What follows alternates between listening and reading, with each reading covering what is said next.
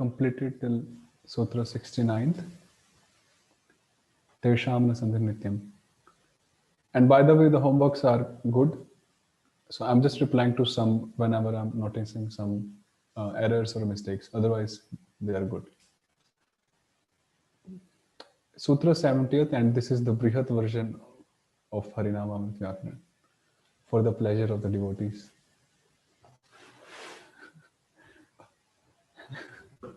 So Sutra 70th. O-rāmāntānām anantānāṁ cāvyayānāṁ sarveśvare. Avyayas, we know avyayas are indeclinable words, the words which remain the same throughout, which do not change in their forms. For example, cha, ha, and words like tatha, and so on, many words. So avyayas that end in o-rāma, or that are anantas. Anantas means a-i-i-u-u-anantaha. They do not undergo sandhi when a sarveśvara follows. So there are many avyayas which end in o-rāma. For example, no. This no is an avyaya ending in o, even this one. So when there is a word ahead which starts with the sarveśvara, so they do not undergo any sandhi because of this sutra. So it remains as no upendraha.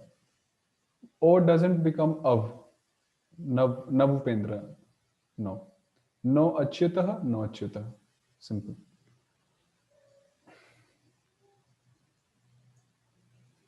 O-rāmāntānām anantānāṁ cha kevalanam avyayanam sarveśvare pare sati purvasya cha parasya cha sandhir na bhavati.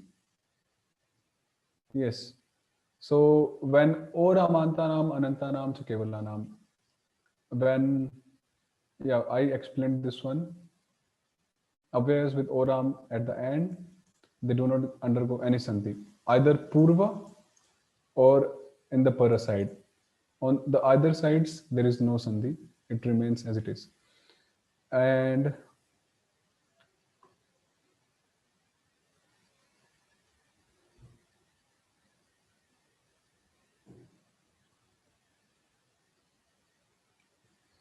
when avyayas that end in o-rama, or avyayas that are keval anantas.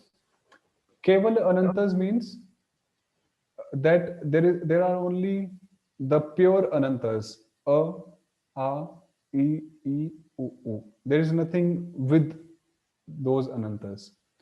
So when they are followed by a sarveśvara, they do not undergo any sandhi. So what is that? Just 1 minute. Ujjwal Prabhu, can you resend the Zoom ID on the group?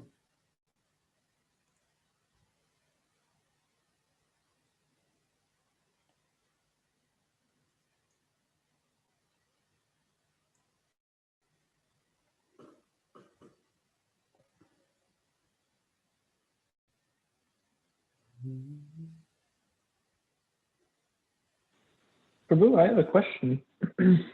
Yes, Prabhuji. So, is this sutra stating that an avyaya that ends in a kevala ananta, or a avyaya which is a kevala ananta also will not undergo the sandhi? The second part which you said. Okay, so basically there are avyayas which constitute only of a, i, u, u. Yeah, the examples are here actually. Like okay. ananta.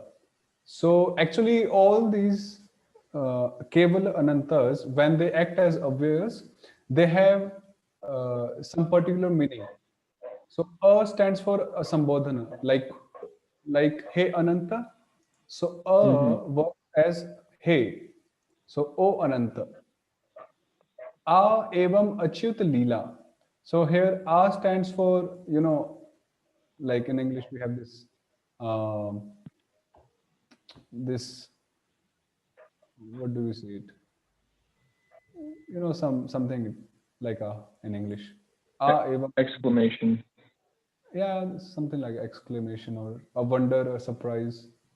E achyutam na bhajasi.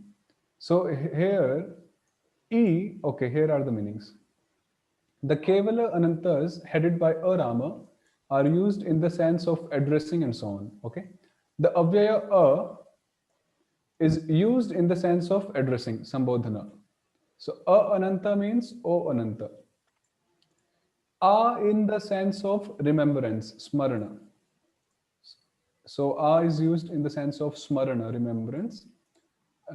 E in the sense of Bhartsana, reproach, criticizing someone, or we know reproach, Bhartsana. So E, Achyutam na bhajasi.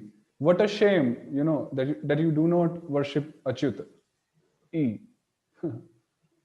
Like in Hindi, we have particular uh, sounds like chi, like when we need to reproach someone for something, we'll say in Hindi like chi, you are such a bad guy. Chi. I don't know in English or in other languages if we do have something like that. So like that in Sanskrit, E means for reproach. The dirgha E in the sense of filling up a sentence, vak purana, just to fill up a sentence.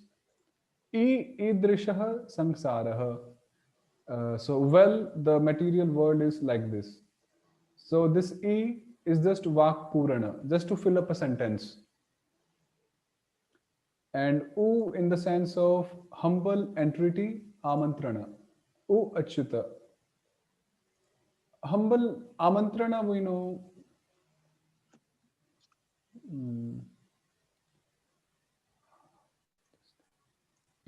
Invitation. Yes, just on that. Humble entreaty. Invitation. Yes, invitation. So like that, U achyuta, and the dirgha U in the sense of prohibition, pratishad. U upasannam mam tyajasi. You should not abandon me who have come near. So likewise, there are meanings to each of these kevala anantas which are talked about. Then,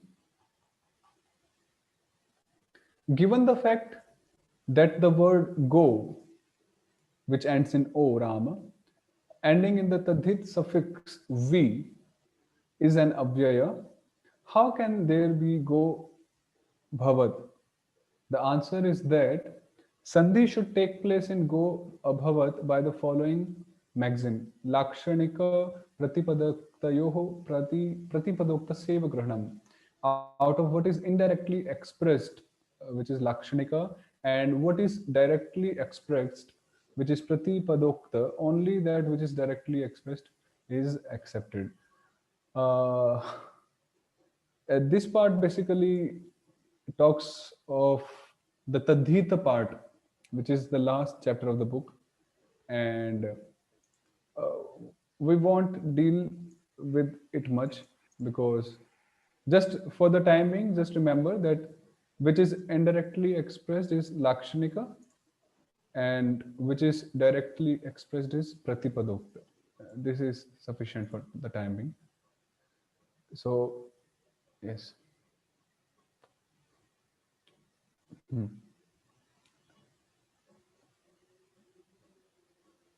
That's all. And then there is something like, but ang, that has the indicatory letter does undergo sandhi. Now, there is one pratyaya, which is this ang, ang. Now this pratyaya, which is a, is different from this a. This is the avyaya a, which is kevala ananta, but this am is a pratyaya, and this indicatory letter, this nga in the parentheses or in the brackets, makes it clear that this is different from the kevala ananta a. So when we have this one, then it undergoes sandhi. For example, ayukta ananta becomes anantam. Okay.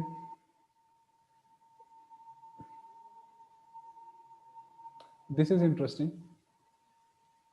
ईषदर्थे क्रियायोगे व्याप्ति मर्यादयोश्चयः एतम आतम नितम विद्याद वाक्य स्मरणयोरणित angit.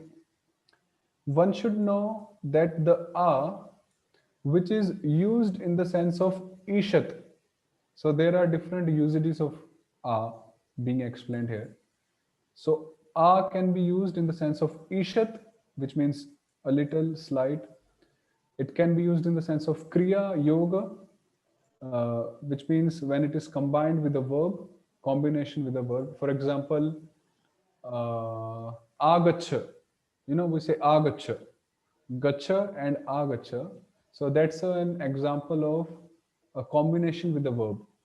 Ang yukta gacha becomes agacha. And I am not recollecting any example for this ishad.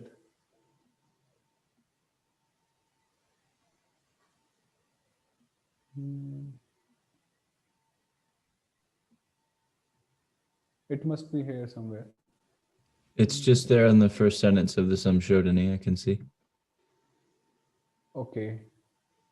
Ayukta ushnam, oshnam. Yes, so ayukta ushnam becomes oshnam. Quite a new word actually. And kriya yoga, it gives the example of ayukta ihi becomes ehi. Agacha also works out. Agacha. Then the third usage is vyapti, inclusion. This is like a brahma bhuvanat lokan. No. Yes, that is from Bhagavad Gita, a brahma bhuvanat. So a brahma bhuvanat means including brahma loka.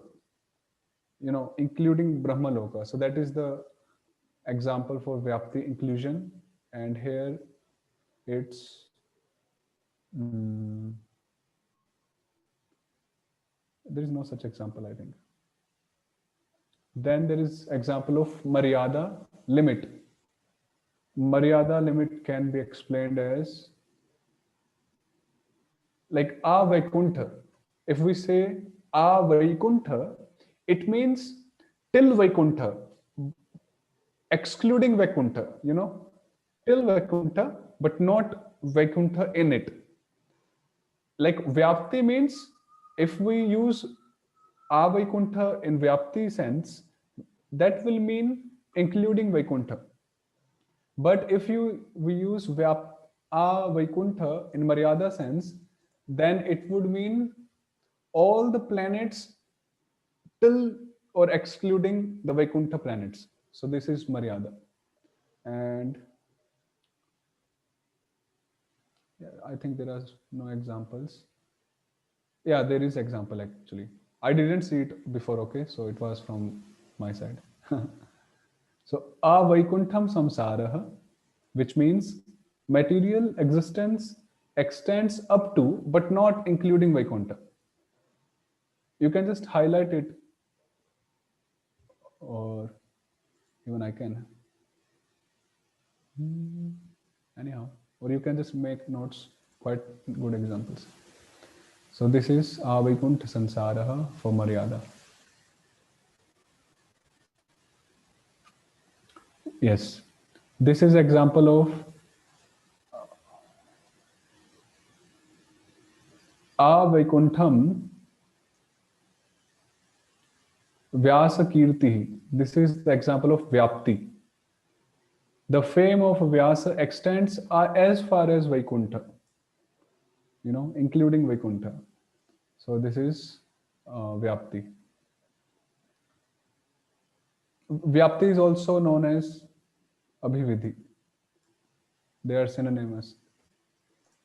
So, and that the A which is used in the sense of Vakya.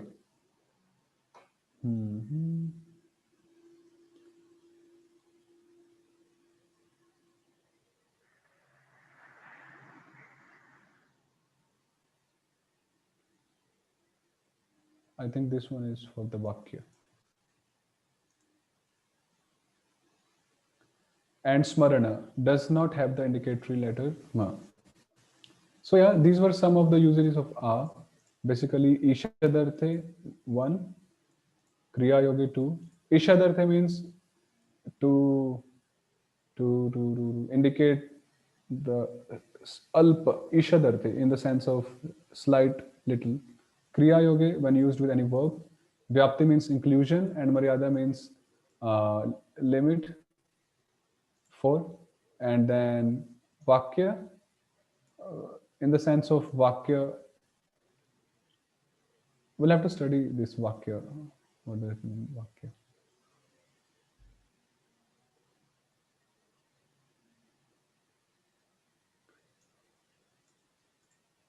The word Vakya here means the meaning of the Vakya, because by extension and expression. This A is used to refer to the meaning of a statement that has already been made. Thus, the example A evam nu manyase means, I understand that this is what you meant by your statement.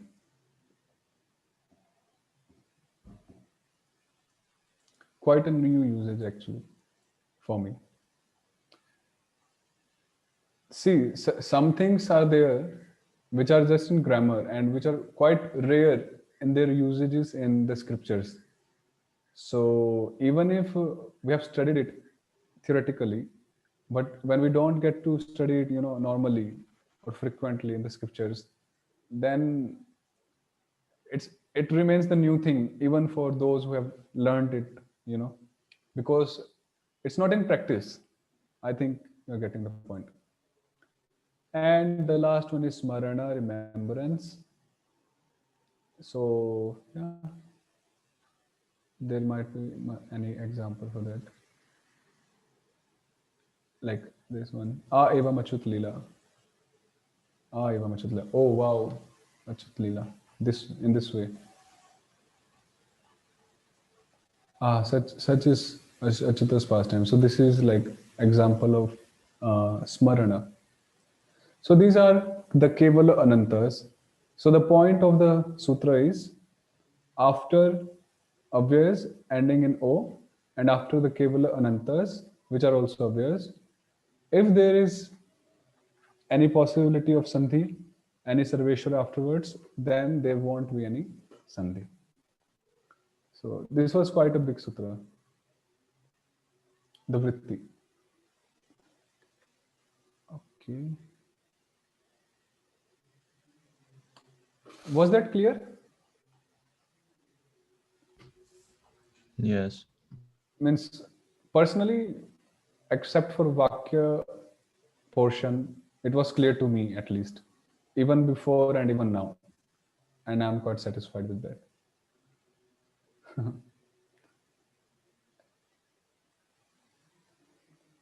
īd-ūd-etāṁ dvi-vacanasya maṇīvādi-varjam. Now, an dirgh e, dirgh u, or a that belongs to dvi-vachana does not undergo sandhi when a sarveśvara follows.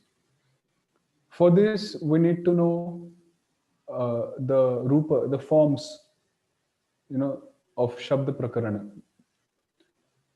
to identify whether any word ending with dirgha e, dirgha u, or a is a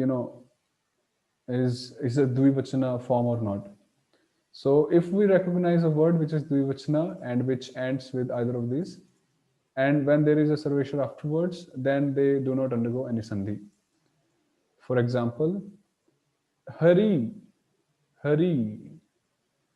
So when we will read the Hari table in the next chapter, so Harihi, Hari, Harayah. So this Hari is 1.2, dvi-vacana. So there is no sandhi here. Similarly, Vishnu yukta atra, same. Amu yukta atra, so amu atra. Similarly, Gange bhajete ajitam amuke atra stah ityadi. They don't go any sandhi. But there is an exception to this sutra. The maṇīvādis are an exception to this rule. Now, what are maṇīvādi? Mani yukta iva. This mani is also dual, dvi-vacana. But they are a set of few examples which undergo a sandhi, like maṇīva, dampati eva, rodasiva, and jampativa. These four are exceptions to this rule, otherwise no sandhis. īd-ūd-etāṁ dvi-vacanasya maṇīvādi-varjam. Okay. Then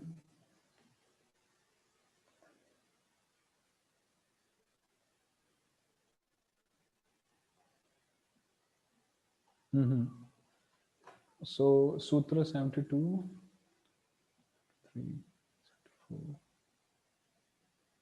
Yeah, we'll skip 3 sutras. 72. I'm skipping the sutras which my teacher skipped for me. So, yes, 72, 73, and 74. Now, what is saṁsāra? antya-sarveśvarādi-varnāḥ saṁsāra-saṁjñāḥ.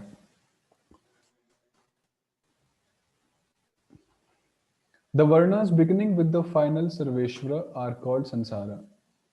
For example,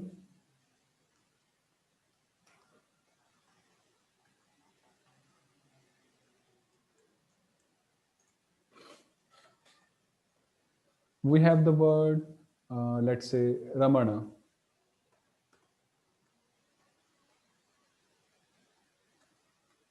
Or let's say Ramanam. So, the varnas beginning with the final sarveśvara are called saṁsāra. The varnas beginning with the final sarveśvara. So, what is the final sarveśvara in Ramanam? There are 3 A's. This one? Yes. And so, beginning with this sarveśvara and the varnas afterwards. So here in Ramanam, is saṁsāra. If we take the example of, let's say,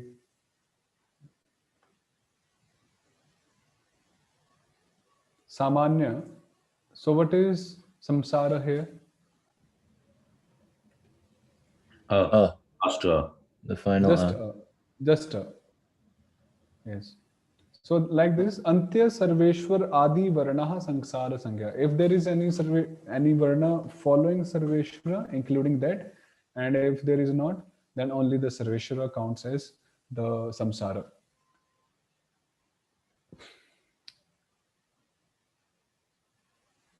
Yes. So only the definition. This is Saṅgya Sutra, a definitive sutra.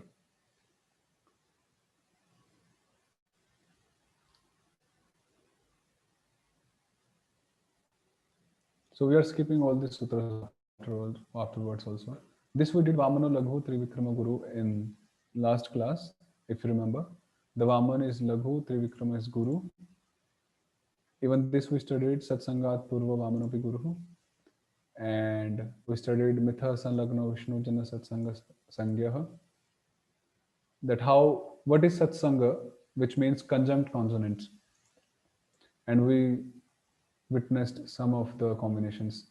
This is the mistake, font mistake here, something wrong. So here we finish.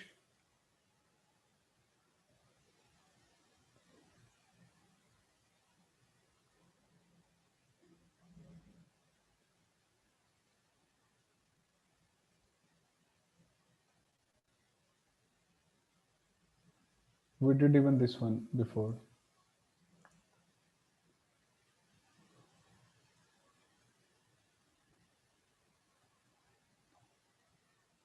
So here we finish Sarveshwara Sandhi, and all the sutras which I have skipped was skipped for me as well by my teacher. So, and I didn't even studied them afterwards because my teacher told like it's okay if you don't even study them. So yes, and if you want to, then the file is with you. Most welcome. So Sarveshwara Sandhi is completed, and which is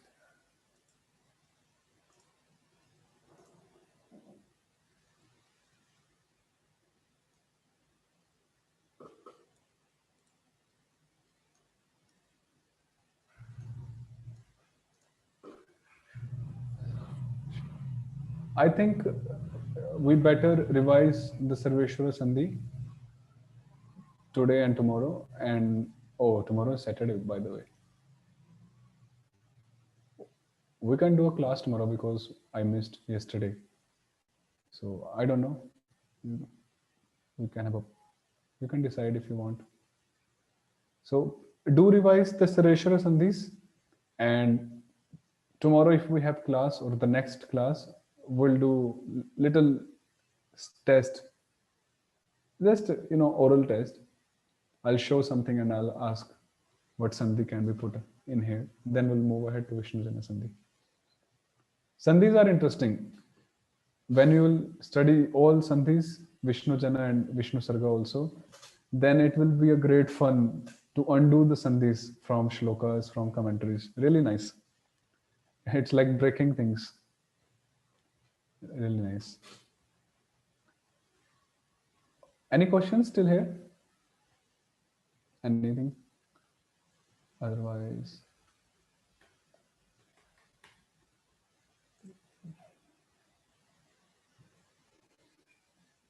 okay. Canto 1, Chapter 2, Text 1. Om Namo Bhagavate Vasudevaya. Vyasa Uvacha Iti Samprashna Sanhrishto Vipranam Roma Harshani Pratipujya Vachastesham Pravaktum Upachakrame. So we ended up in the chapter 1 first with the words of Shaunaka Rishis to Sutta Goswami. So now Vyasadeva is continuing. Vyasa Vacha, which means Vyasa Muni is saying, Vipranam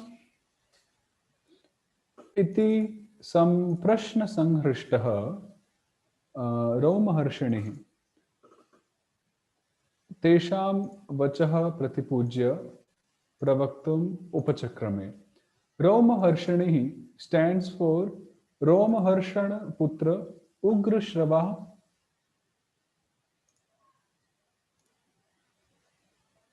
Sūta. So Sūta Goswami, who is known as Ugra Shrava, and he is the son of Raumaharshana. And this is the same Raumaharshana who was killed by Lord Balrama. Lord Balrama killed the sage Raumaharshana. So Sūta Goswami is the celebrated son of the same Raumaharshana. And by the way, the same Sūta Goswami is personally blessed by Lord Balrama, to speak on Srimad Bhagavatam. So it's quite a special blessing because Bhaktivinoda Thakur says, and even Bhakti Siddhanta Prabhupada says in his commentary to Chaitanya Charitamrita or Chaitanya Bhagavat, that Lord Balrama is the presiding deity of Samvit energy. For example, Srimati Radharani is the presiding deity of the Hladini Shakti. So Lord Balram is the presiding deity of Samvit Shakti, which is the cognitive energy. And Sūta Goswami is blessed by the personification of that Samvit energy. So what a great blessing it is. So such Sūta Goswami is Sanghrishtaha. He is very much pleased. We know Hrishta. Harsh, we know Harsh. Harsha Shoka. So the word Harsh and Hrishta, they are made from the same root. And Samyak Prakarana Hrishtaha, who is completely satisfied, completely blissful. Why is blissful? Evam bhutaihi samyak prashnaihi samyak hrishtah. He is blissful, he is completely satisfied because of the questions. Because of the questions, the 6 questions put up by the rishis, which were complete in themselves. And we will read in this chapter, Krishna samprashnaha. The word will come, I think, in the 10th verse, Krishna samprashnaha. Because the prashnas are directly related to the Janma, Divya Janma and Leela of Lord Krishna himself. Yani karmani hi gitani, we studied in the first chapter. So, Evam Bhute means such questions which were narrated or asked in the first chapter. Vipranam, and who asked the questions? Shaunakādi-Brahmanānām. Tesham vachaha, so pratipujya. So Raumaharshanihi, Sutta Goswami, he pratipujya, satkritya, he worshipped, he was grateful and he worshipped satkritya. He honored the words of the Rishi Munis, Shaunakādi Brahmanas, and pravaktum upachakrame, visheshena kathayitum arebhi. He began to narrate the katha, to answer the inquiries, visheshena. Visheshena means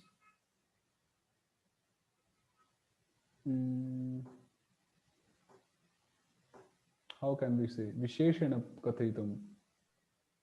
In a special way. Yeah, Visheshana. You understand Visheshana, it's simple. Visheshana kathayitam. Yes. So this was text 1. This is the Mangala Charan to Shukdev Goswami. Now Sutta Goswami is beginning his pravachana. Sutta Uvacha. Yam prabrajantam anupetam apeta krityam dvi-vacano vidahakātara ajuhava putreti tanmayataya tarvo bhinedus tam sarvabhuta hridayam munimanatosmi. So Sutta Uvacha, Sutta Goswami is saying, Anupetam, Anugatam, Ekakinam, Athva Akrit Upanayanam. Anugatam means one who is subordinate. Means he was the only one who was Anugat of Vyasa Muni, Vyasa Dev. Sutta Goswami is talking about Shukdev Goswami, who was in Anugatya of Vyasadev, who was a follower of Vyasadev. Ekakinam. Ekakinam means the only one at that time. Athva, or it could mean, Anupetam could mean Akrit Upanayanam. That the Upanayana sanskar, which the Brahmanas do, which the Dvijas do, that didn't happen for Shukdev Goswami yet. Akrita means didn't happen. Upanayanam. Pravrajantam, sanyasya gachantam, that he left everything and he moved ahead. Sanyasya means after giving up, after rejecting everything. Apeta krityam, kritya shunyam. Kritya shunyam means tuchhi kritva. He considered everything as shunya, as tuchha. Tuchha in English means as futile, and he just gave everything considering it to be tuchha, as futile. Such yam, Shri Shukadevam, viraha kataraha, putra vichedat bhitaha. One who is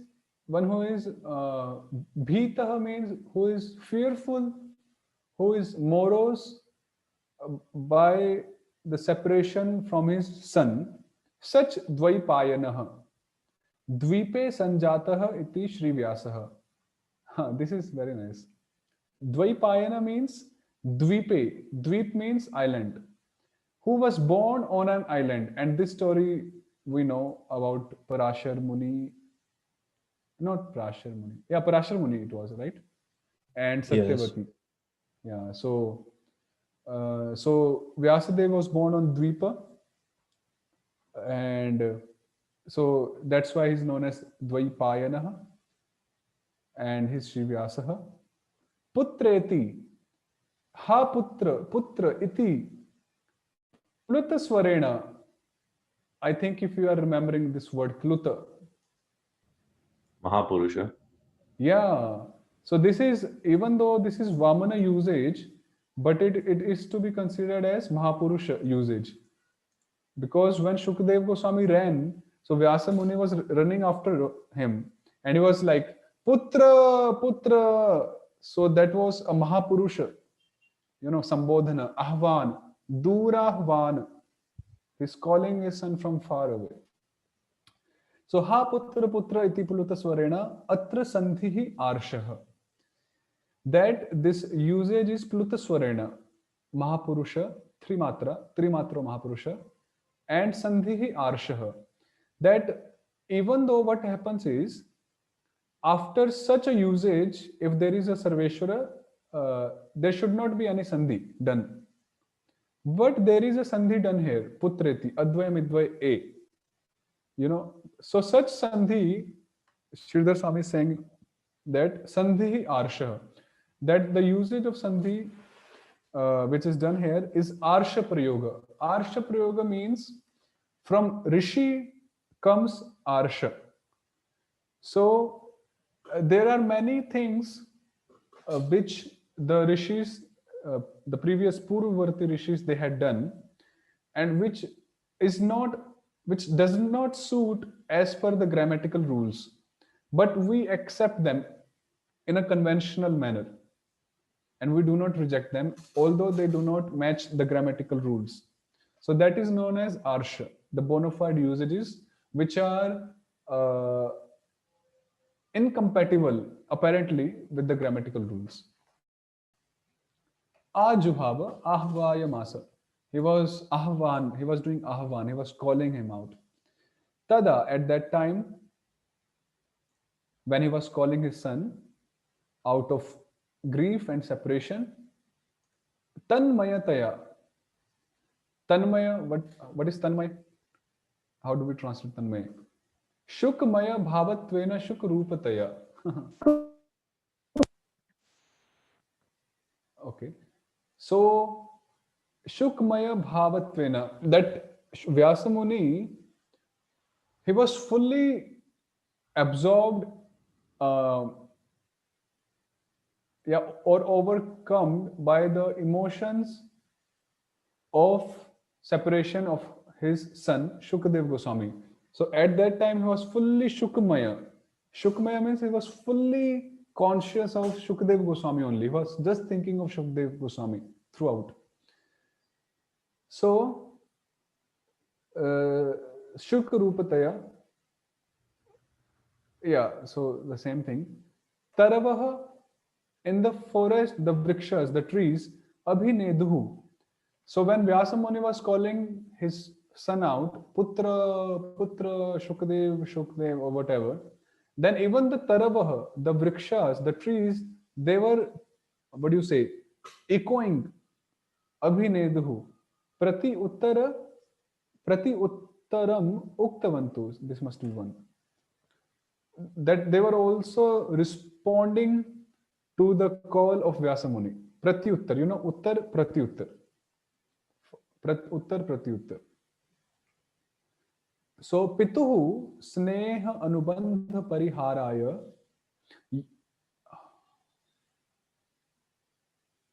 yaha vriksha rupena uttaram dattavan iti artha iti Swami Charana.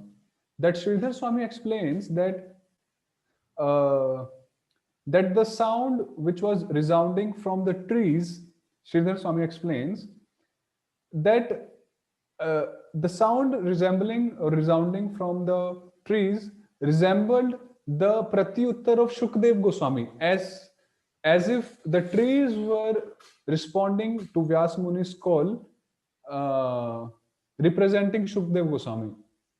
This is from Sridhar Swami. Swami Charana means Sridhar Swami. So Pituhu Sneha Anubandha Pariharaya. Because, yes, because he didn't directly respond. Why?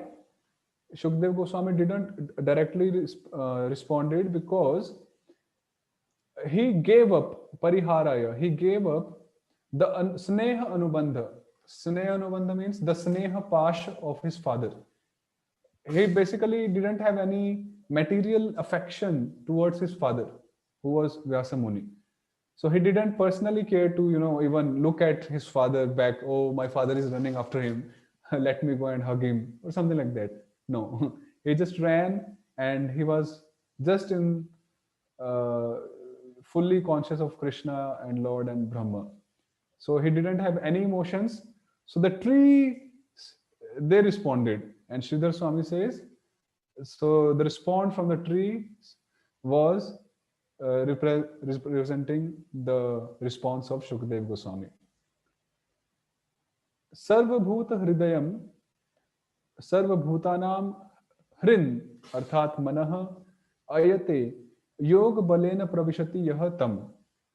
One who enters the mind, the heart of all the living entities by Yoga Bala.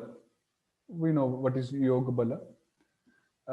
Such Munim, such Shri Shukadevam Anatah Asmi Pranamami. I offer my respectful obeisances unto such Shukadev Goswami. So quite a nice verse. Anupetam means who didn't perform or have Akrit Upanayanam, the Upanayan Sanskar, who gave up everything, considering everything to be Shunya, Tuchha, and he just ran away.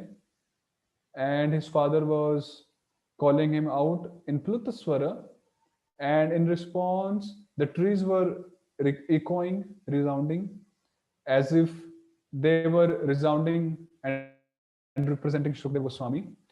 And Shukdev Goswami is one who lives, who enters into the heart of all the people through his Yoga Bala, and we offer our respectful obeisances to such Shri Shukadevam.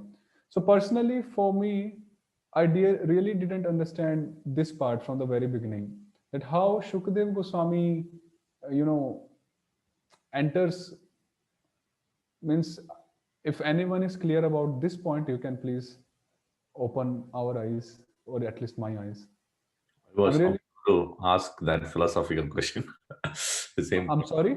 I was about to ask the same point to you, probably. No, means what is there is there. I am really not fully well acquainted with the point that how Shukdev Goswami is like entering and by his Yoga Bala. It's not said for any munis or any devotees. Only for Shukdev Goswami it's been said. So I don't remember, or I haven't come across a kind of the mechanism of how this works, but Sri Vishwanath gives a really nice reason why Sutta Goswami says this line. He says that Sutta Goswami says Sarva Bhuta Hridayam Munim, because he says that this is Sutta Goswami's prayer to Shukadev Goswami to empower him to speak the Bhagavatam. And he says in the same way that Shukadev Goswami entered the hearts of those trees, because he says actually the trees, Shukadev Goswami called back to Vyasadeva through those trees as the echo to pacify him, saying, you are the compiler of Vedanta, why are you attached to a son? And that Vyasadeva actually became pacified because of that. And then Sutta Goswami is saying, Sarva Bhuta Hridayam Munim Anatosmi. I offer my obeisances to that Muni who has the Yoga Bala power. He has the power to enter into the hearts of any living entity. May he enter into my heart with that power so that I may speak the Bhagavatam as I heard it from him. yeah, this point even I read from Vishwanath Chakravarti Thakur, the same point you mentioned, that, and even, the Bhagavatam reciters, especially in Sri Vrindavan Dham, it's like a compulsion Mangalacharan verse, which they do recite before, speaking Srimad Bhagavatam, and it's gradually peeping in the ISKCON also. Many devotees, they do this before Srimad Bhagavatam class. Even personally, I also prefer doing this. Even though Srila Prabhupada didn't, like we do not hear Prabhupada chanting Yam Pravrajantam and so on. So yes. There's one more example in Bhagavatam only, as far as I remember, is like when Vyasadeva was feeling despondent, and then Narad Muni came to guide him. Then also Vyasadeva, in glorification of Narad Dev, he said that you are as good as Super Soul, who can know everyone's heart. So for Narad Muni also, this kind of means similar words are used in Bhagavatam. I was also looking at that verse in it's 157, Antas-charo vayor ivatma sakshi. Mm-hmm. So it's interesting, the same glorification is there. Same. Even in Dhruva pastimes also, when Dhruva was doing the yoga at the final stage, he was able to control the entire universe breathing by stopping his breathing, right? Sort of merging with the whole consciousness. Yeah, maybe quite an elevated thought or principle, that sarva bhutanam hridaye pravishati, like means let's suppose Ujjwal Prabhu or someone is like of the standard of Shukdev Goswami, and through his yoga bala he's entering into the heart of any particular entity, like means how does it really happen? Like, is it just the mood of the devotee which enters? This I'm trying to practically grasp it. For example, when we hear from a pure devotee, what happens is our heart gets purified, because when he speaks katha from his heart, so the vibes come in and it cleanses our heart. So it makes some sense to me, and we also grasp the same mood of the speaker when we hear. So there is a transmission of that energy. Some transmission is there. So in that sense, pravishati, I can understand. So is it that sense that Shukdev Goswami enters, or is it like Lord Vishnu entering Uttara's womb and saving Abhimanyu?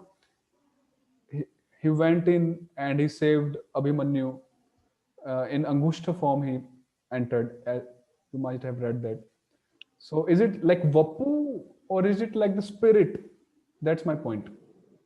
I was thinking like more like a possessing person gets possessed by another. That's also what I was thinking.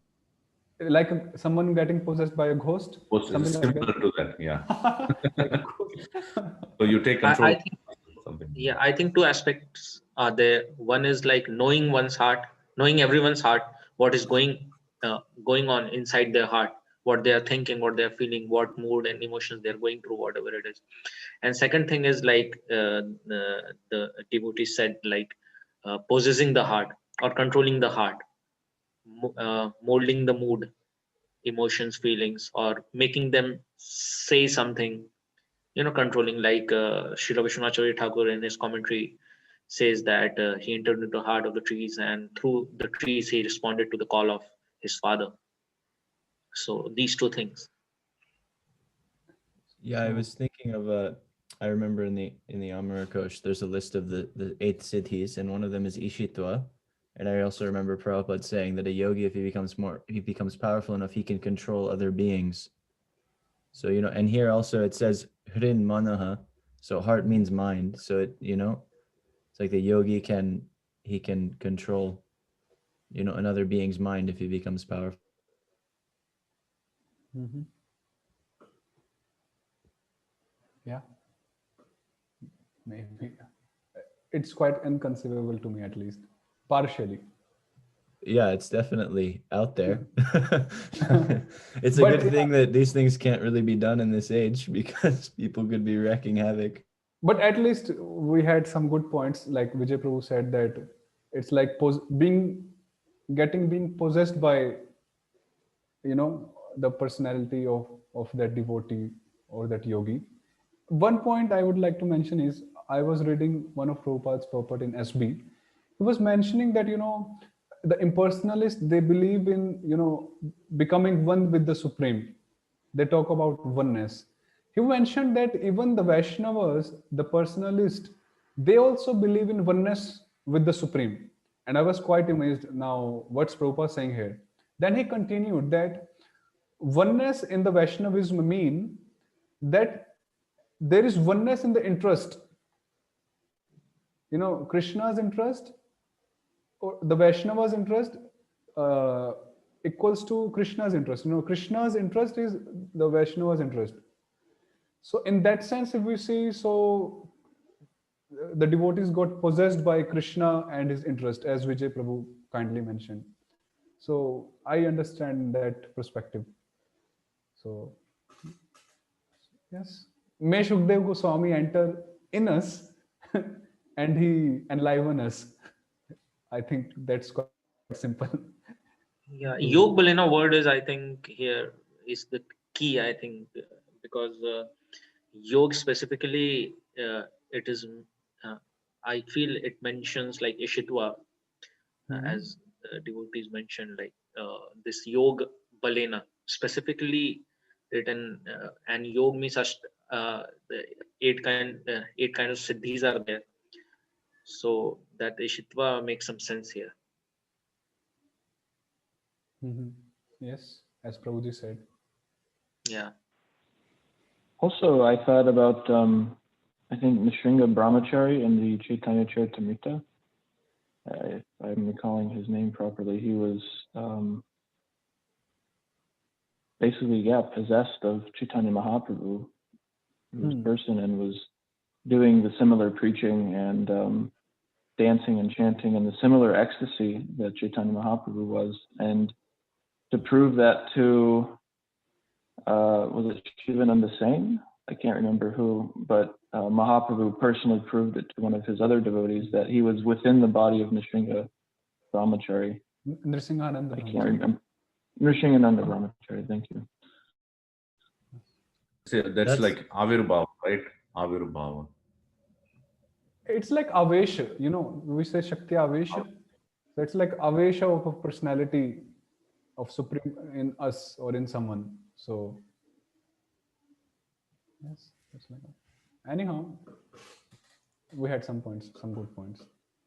We'll continue tomorrow with text 3. Okay, shall we continue tomorrow because we skipped yesterday, or we meet on Monday? I would like to. I'm also okay, Prabhu. I personally might not be able to make it, but I could always, listen in on the recording.